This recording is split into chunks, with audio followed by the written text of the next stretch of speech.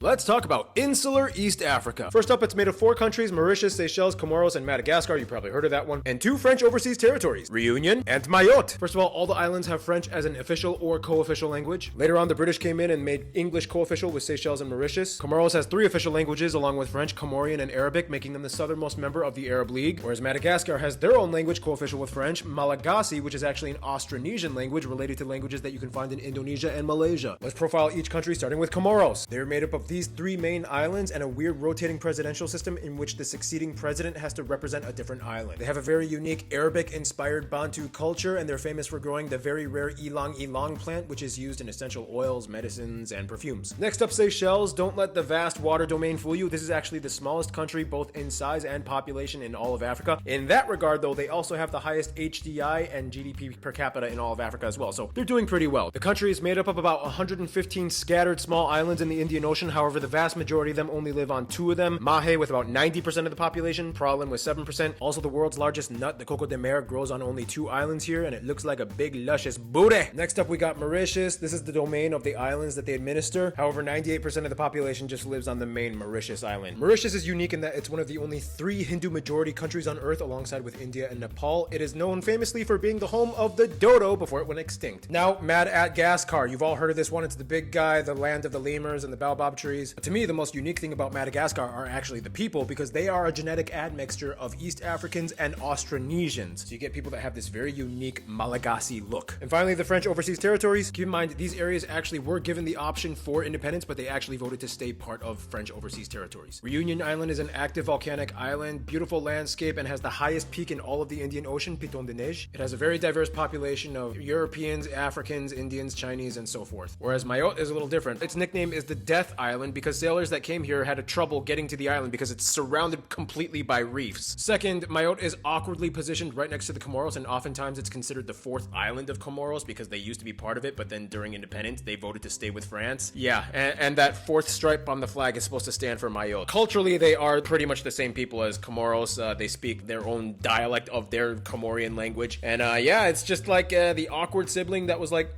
I'm gonna do my own thing with France.